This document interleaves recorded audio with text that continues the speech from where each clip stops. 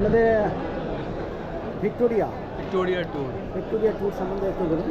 Actually আমাদের Victoria tour 2012-এ established হয়েছিল।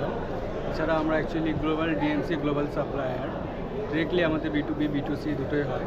এছাড়া আমাদের ভিয়েতনামের স্পেশালাইজেশন, আমাদের নিজস্ব গাড়ি, নিজস্ব ওখানে ট্রান্সপোর্টেশন, আমাদের নিজস্ব অফিস ওখানে আছে। ভিয়েতনামের মেন ডেস্ট্রাকশনের মধ্যে আমরা এখন এই ইটানারিটা বের করেছি। এই ইটানারিটা দেখতে হচ্ছে 7 night 8 days Kolkata to Kolkata, early check in include করে টোটাল আমরা মার্কেটের মধ্যে 50,000 টাকাতে দিয়েছি।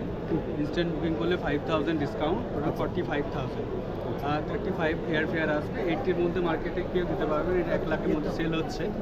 So basically this is our best price, কারণ আমাদের নিজস্ব গ্রাউন্ড অপারেটর আছে ওখানে, তাই আমরা এই প্রাইসটা দিতে পারছি। আচ্ছা, কীরকম ইয়ে হবে ধরুন আমরা যদি 4 জন যাই, কীরকম খরচ করে, 4 জন কত নাইট থাকবে, কীরকম হয়, মানে সবচেয়ে ছোটো করে কীভাবে হয়? ছোটো করে দেখুন হানয় টু হানয় হয়। একটা জিনিস হচ্ছে কি, মোটামুটি একটু ফাস্ট হোক কিন্তু যেন দেখে আসতে পারি, সেটা মিনিমাম কতদিনে করা যায়? প্যাকেজ আছে এখানে, ঠিক আছে। একটা হচ্ছে আপনার 3 নাইট 4 ডেজ, একটা হচ্ছে আপনার 7 night 8 days. 3 night 4 ডেজের package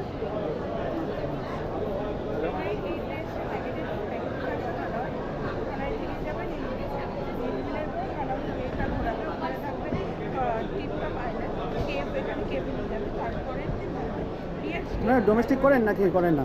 only international. আচ্ছা আচ্ছা, ওটা আবার কাটবে।